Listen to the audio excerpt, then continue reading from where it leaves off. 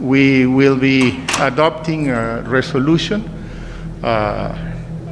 which will extend the mandate of the European Union force, Althea, in Bosnia for another year, which I think is very positive. It sends a signal that hopefully will contribute to stabilize the situation.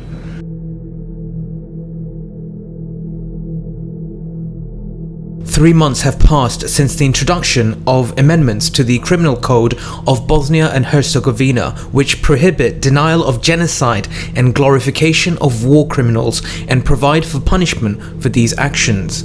The amendments were initiated by the High Representative of Bosnia and Herzegovina, Valentin Inzko, before his resignation. The introduction of these amendments, or as they are called in Bosnia and Herzegovina, the Inzko Law, caused a violent reaction from the politicians of the so-called Republika Srpska and the entire Serbian population. The Republika Srpska will control its own affairs in a legal, constitutional manner, including by having its own army, judiciary, fiscal administration, as well as intelligence and security agencies. We will re-establish all these institutions. Most recently, Muslims of Bosnia and the entire Muslim world, as well as people of goodwill around the planet, remembered another anniversary of the genocide in Srebrenica, the largest in the post-war history of Europe. However, in Bosnia and Herzegovina itself, there are many people who publicly deny this genocide, and there's even some Serbs who call for it to be repeated. Ćemo vas proganjati I nikad nećemo posustati. Uvijek ćete biti neko ko će vas ganjati.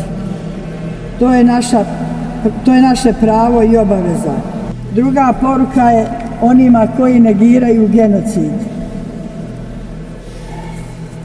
Nećete uspjeti, nećete nas umoriti, nećete nas ni zastrašiti.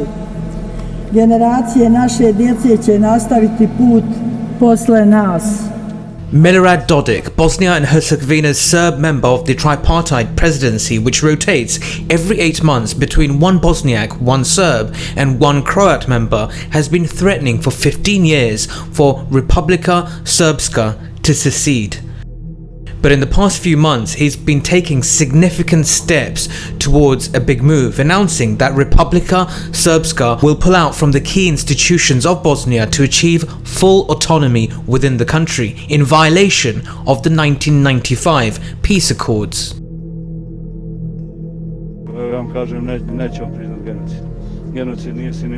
Inzko law is essentially seen as a fatal blow to the Bosnian Serbs. If the law is recognized by the Serbs, then they as people who committed genocide will be deprived of rights, including the right to their own territorial entity, the Republic of Srpska.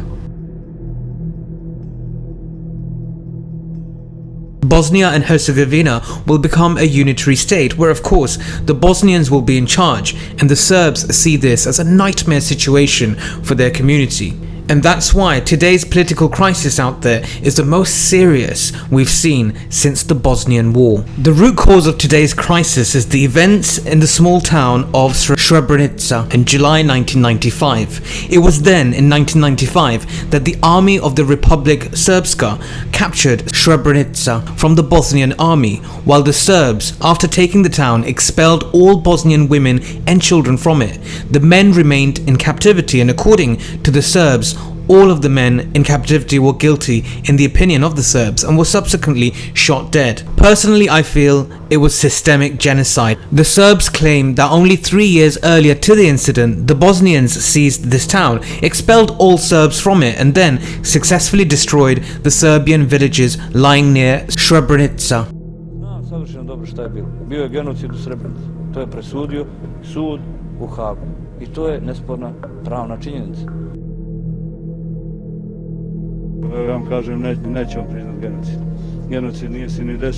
And today, the European Union and American politicians side with Bosnia.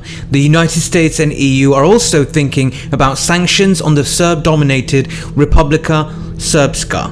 However, I feel their position will only make situations worse, because by sanctioning the entity and ignoring the Serbs, it will only fuel further turmoil.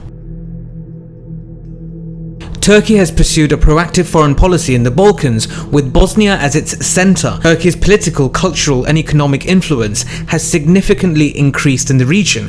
However, President Erdogan, who styled himself and his country as the protector of Muslims, so far has been silent on this crisis. Russia and China, on the other hand, support the Serbs, and both Russia and China have close communication with Republika Srpska leadership. The reason for this is China, and especially Russia, are keen to jump into any vacuum left behind by the EU and US in order to exert their influence. So you see folks, the parties to the potential conflict looming are clearly defined.